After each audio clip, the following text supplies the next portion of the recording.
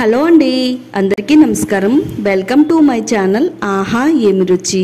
నోట్లో స్మూత్ గా దూదిలా కరిగిపోయే పరోటాలంటే అందరికీ ఇష్టమే కదండి. ఈ రోజు మన వీడియోలో పిల్లలు పెద్దలు అందరూ ఎంతో ఇష్టంగా తినే ఎగ్ మిల్క్ పరోటాని తయారు చేసి చూపించబోతున్నాను. తక్కువ టైంలో ఎక్కువ శ్రమ లేకుండా తయారు చేసుకునే ఈ పరోటాలు నోట్లో పడిన వెంటనే వెన్నలా కరిగిపోతుంది. రుచి కూడా చాలా బాగుంటుందండి. మళ్ళీ మళ్ళీ తినాలనిపించే ఈ టేస్టీ ఎగ్ మిల్క్ పరోటాలను సింపుల్ గా ఎలా తయారు చేసుకోవాలో ఇప్పుడు చూపించబోతున్నాను. వీడియో ఎక్కడ కూడా స్కిప్ చేయకుండా చూడండి. అలాగే ఛానల్ సబ్స్క్రైబ్ చేసుకోండి. ఎంతో టేస్టీగా ఉండే ఎగ్ మిల్క్ పరోటాలు తయారు చేసుకోవడానికి ముందుగా వెడల్పుగా ఉండే ఒక గిన్నె తీసుకుని అందులో 1.5 కప్పులు గోధుమ పిండిని వేసుకోవాలండి.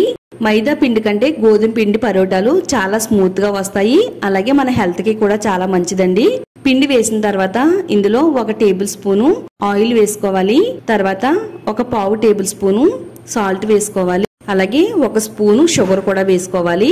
మొత్తం అంతా కూడా కలిసేటట్టుగా బాగా కలిపేసుకుందామండి. గోధుమ పిండి తీసుకునేటప్పుడు మంచి నాణ్యమైన గోధుమ పిండిని తీసుకుంటే మనకి పరోటాలు చాలా బాగా వస్తాయండి. ఈ విధంగా మొత్తం అంతా కూడా బాగా కలిపేసుకుని ఇందులో 1 ఎగ్ని పగలగొట్టుకుని వేసుకోవాలండి. 1.5 కప్పులకి 1 ఎగ్ అయితే సరిపోతుందండి. మీరు ఎంత క్వాంటిటీ అయితే తీసుకుంటున్నారో దాన్ని బట్టి ఎగ్స్ వేసుకుంటే సరిపోతుంది. ఇప్పుడు ఎగ్ వేసిన తర్వాత మొత్తం అంతా కూడా కలిసేటట్టుగా చక్కగా కలిపేసుకోవాలండి. ఎగ్ మొత్తం పిండిలో కలిసేటట్టుగా ఈ విధంగా కలుపుకుందాము. 1 కప్పు వరకు బాగా కాచిన పాలను వేసుకోవాలండి. బాగా వేడిగా ఉండే పాలని ఇందులో వేసుకుని కలుపుకోవడం వల్ల చాలా స్మూత్ గా వస్తాయండి. నోట్లో పెట్టుకుంటే ఇట్టే కరిగిపోతాయి అన్నమాట. అంత స్మూత్ గా వస్తాయండి. ఇలా పాలని ఒకేసారి పోసుకోకుండా కొంచెం కొంచెంగా ఈ పిండిలో పోసుకుంటూ పిండి ఈ విధంగా ఉండేటట్టుగా కలుపుకోవాలి. ఈ పిండి ముద్దని 8 నుంచి 10 నిమిషాల పాటు మసాజ్ చేసుకుంటూ కలుపుకోవాలి. అలా కలపడం వల్ల పరోటాలు చాలా బాగా వస్తాయండి.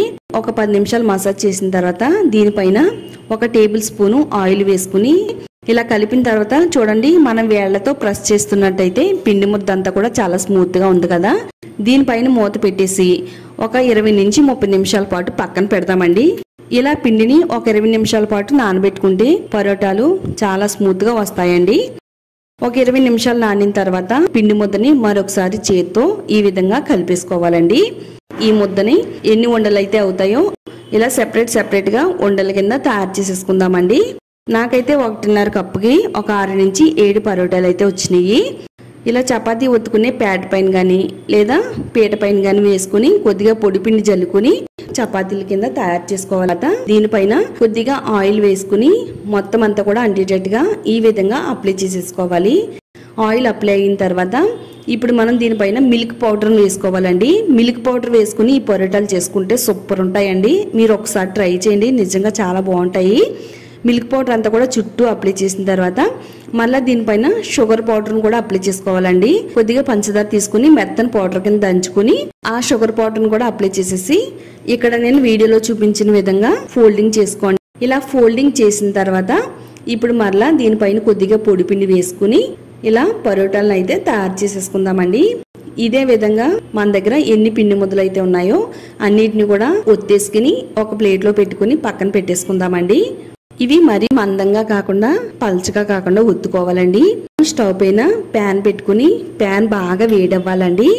బాగా వేడైన తర్వాత ఇప్పుడు మనం తయారు చేసుకున్న పరోటాని ఈ ప్యాన్ పైన వేసుకుని 2 వైపులా కూడా కాల్చుకోవాలండి. ఆయిల్ అనేది ఫస్ట్ వేయకూడదు. ఇలా ఒక 2-3 నిమిషాల పాటు 2 వైపులు కూడా తిప్పుతూ కాల్చాలండి. ఇలా కాల్చడం వల్ల పరోటా లోపల వరకు కూడా బాగా ఉడికి మనకి పరోటా స్మూత్ గా చక్కగా తింటుంటే చాలా టేస్టీగా ఉంటది. ఇలా 2 వైపులా కూడా కాలిన తర్వాత ఇప్పుడు కొద్దిగా ఆయిల్ అప్లై చేయాలి. కొద్దిగా ఆయిల్ చుట్టూ కూడా వేసిన తర్వాత ఇలా మనం గరిటెతో దీనిపైన ఒత్తుతూ ఉంటే పొంగుతూ బాగా వస్తాయండి. చూడండి, మనకి పరోటా అయితే చాలా స్మూత్ గా బాగా ఉడికిందండి. 2 వైపులా కూడా బాగా కాలింది. ఇదే విధంగా మొత్తం అన్నిటిని కూడా కాల్చుకోండి. ఇలా రెడీ చేసి పెట్టుకున్న పరోటాలని ఒక ప్లేట్ లోకి సర్వ్ చేసుకుందాము. చూడండి, పరోటాల్ని ఇలా ఫోల్డ్ చేస్తుంటే చక్కగా ఫోల్డ్ అయిపోతున్నాయండి, చాలా స్మూత్గా వచ్చినాయి. ఎప్పుడు చేసే పరోటాల్లా కాకుండా ఒకసారి ఈ ఎగ్ మిల్క్ పరోటాని తయారు చేసి చూడండి. టేస్ట్ ఆహా ఏమి రుచి అని మీరే అంటారండి, అంత టేస్టీగా ఉంటుంది. ఈ పరోటాలకి మీకు నచ్చిన కర్రీతో సర్వ్ చేసుకుని తింటే కనుక చాలా బాగుంటుందండి. తప్పకుండా ట్రై చేయండి. వీడియో నచ్చితే లైక్ చేయండి. ఈ వీడియోని మీ ఫ్రెండ్స్ అండ్ రిలేటివ్స్కి షేర్ చేయండి. ఇలాంటి మరిన్ని టేస్టీ రెసిపీస్ కోసం ఛానల్ని సబ్స్క్రైబ్ చేసుకోండి.